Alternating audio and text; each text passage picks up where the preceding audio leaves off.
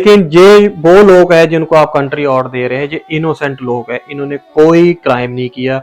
ये सिर्फ और सिर्फ काम करते हैं, और काम भी पुर्तगाल में ऐसा है कि 8 घंटे की शिफ्ट की बजाय 10-11 घंटे काम लिया जाता है, और ऊपर से सैलरी भी नहीं दी जाती अच्छे से।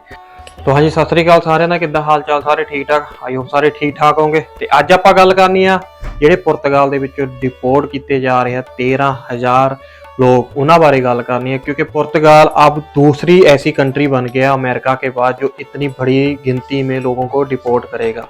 तो लेकिन अभी तक किसी को डिपोर्ट किया नहीं है, आगे होगा या नहीं होगा, इसको रोका भी जा सकता है, उसका क्या उपाय है, किसको आगे आना पड़ेगा रोकने के लिए, उसके बारे में बात करेंगे। और कुछ मेरे भाइयों को तो ऑलरेडी उठा भी लिया, 6-7 को डिटेक्शन सेंटर में रखा गया पोर्तो में। आपको पता लास्ट टाइम पे प्रोटेस्ट भी हुआ था। तो ब्रेकी से बात करते हैं क्या वजह है, किन किन लोगों को ऐसे ईमेल्स आई हुई है, और इतने इंडियन है, और इसके बाद और कौन से लोग हैं जिनको कंट्री आउट आया हुआ है और उनको डिपोर्ट करने जा रहे हैं। तो उससे पहले अगर आप चैनल पे नए हो तो प्लीज़ चैनल को सब्सक्राइब जरूर कर लो। तो बात करते हैं, ये 40,000 ऐसे लोगों का है जिनको कंट्री आउट दिया है पुर्तगाल में पिछले कुछ दिनों में।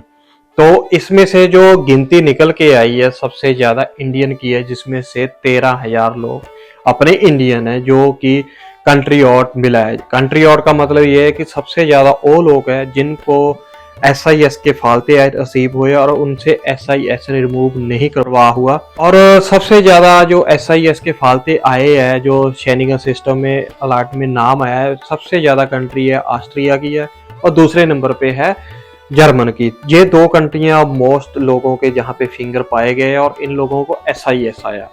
तो इसके अलावा भी बहुत से ऐसे लोग हैं जिनको कंट्री लीव दिया गया है, या तो उनसे PCC सबमिट नहीं करा पाए हो पूरे विदन अपने जो टाइम दिया था उन्होंने फालते का, या फिर किसी के टैक्स पूरे नहीं है, काम नहीं किया जहाँ पे, या किसी की बाय मिस्टेक किसी और कंट्री में भी उसका नाम शो हो गया, और या किसी का नाम सिमिलर था। ऐसे भी कंफ्यूजन बहुत ज़्यादा हुई है। तो ये एक देखा जाए तो साफ साफ रेसिस्ट लगा लो आप, सीधा सीधा कि ये इमिग्रेंट्स को ख़त्म ही करना है, पीछे ही पड़ गए हाथ धो के।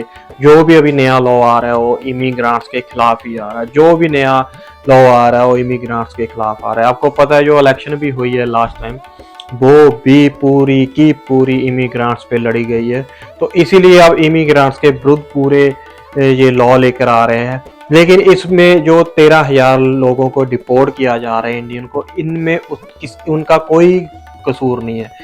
हम चाहते हैं कि ठीक है, जिन्होंने क्राइम किया है किसी कंट्री में पीछे या जहाँ पे, उसको डिपोर्ट कीजिए, जेल में डालिए, जो कुछ मर्जी कीजिए। लेकिन ये वो लोग हैं जिनको आप कंट्री और दे रहे हैं, ये इनोसेंट लोग हैं, इन्होंने कोई क्राइम नहीं किया। ये सिर्फ और सिर्फ काम करते हैं, और काम भी पुर्तगाल में ऐसा है कि 8 घंटे की शिफ्ट की बजाय 10-11 घंटे काम लिया जाता है, और ऊपर से सैलरी भी नहीं दी जाती अच्छे से। और आपका कोई काम ऐसे कर नहीं सकता धूप में जैसे हम लोग करते हैं, हमारे इमिग्रेंट्स करते हैं खेतों में जाके इतनी धूप में जान। लेकिन फिर भी इनको तरस नहीं आ रहा, ये फिर भी अपनी पॉलिटिक्स चला रहे हैं और इमिग्रेंट्स के पीछे पड़ गए। लेकिन ये जरूरी नहीं कि हमारे इंडियन जहाँ पे हमारे एशियन की तादाद है, यहाँ पे इसके अलावा अंगोलन, ब्राजीलियन, इनकी तादाद बहुत ज़्यादा है। लेकिन इनको कुछ नहीं बोल रहा है। क्यों नहीं बोल रहा है? इनको लैंग्वेज आती है। अगर ये कुछ भी इनके खिलाफ कुछ करते हैं तो घर से बाहर निकल के खड़े हो जाते हैं और उनको जवाब देने लगते हैं, उनसे बात करते हैं, उनसे कि तुम होते कौन हो ऐसे बोलने वाले। और हम लोग इसलिए मारे जाते हैं कि हमें लैंग्वेज नहीं आती।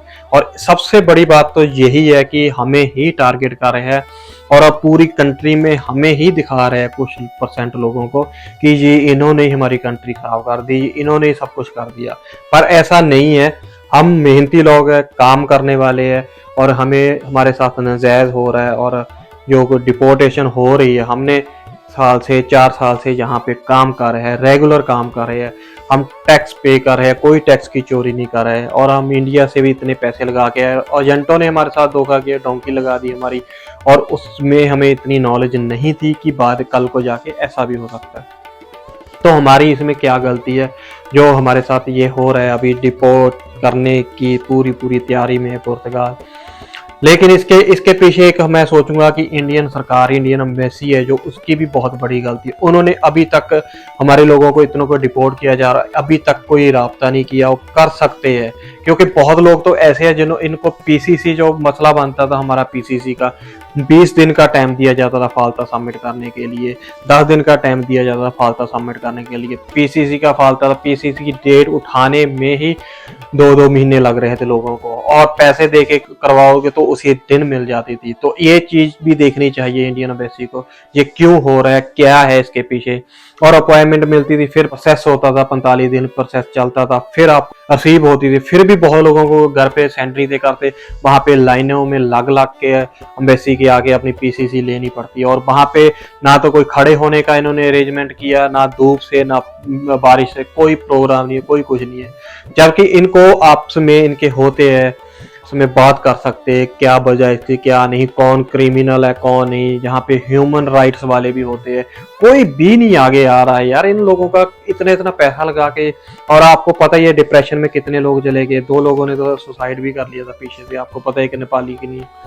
तो ये चीजें अच्छी नहीं हो रही।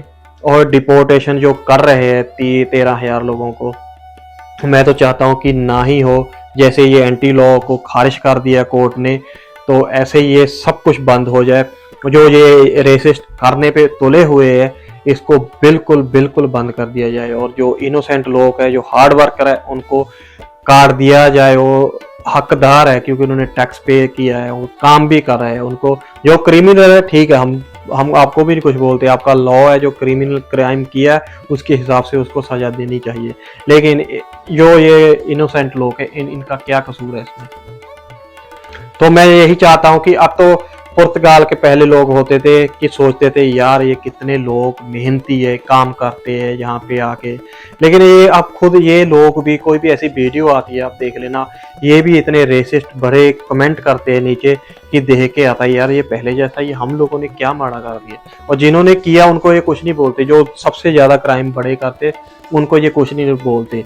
और ये खुद भी और कंट्रियों में भाग रहा है। लास्ट टाइम पे एक रिपोर्ट आई थी, 21% लोगों का पुर्तगाली जो मूव हो गए, तो ये भी तो कहीं और कंट्रियों में जा रहे हैं बेटर फ्यूचर के लिए। तो ये क्यों जा रहे हैं?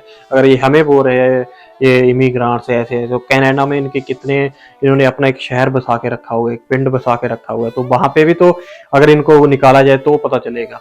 तो ऐसा नहीं है भाई, जिनका हक है उनको हक मिलना चाहिए, और जो नहीं है ठीक है, आप जो मर्जी करो उनके साथ, जो भी होगा। और मैं गुजारिश करता हूँ, अगर ये देख रहा है कोई इंडिया से वीडियो, इस वीडियो को ज़्यादा से ज़्यादा शेयर करो, ताकि ये इंडिया के विदेश मंत्रालय तक जाए, ताकि उनको पता चले कि वहाँ पे क्या हो रहा है। और जो इंडियन एम्बेसी पीसीसी का जो पंगा चल रहा है ना इतने इतने मंथ का, उसको भी प्लीज प्लीज क्लियर कर दिया जाए। क्योंकि और कंट्रियों में भी है इंडियन एम्बेसियां, वहां पे इतना कोई चक्कर नहीं होता, कोई इतनी प्रॉब्लम नहीं आती जितनी यहाँ पे आ रही है। और वहां पे खड़े होने के लिए, बैठने के लिए भी कोई जगह नहीं है।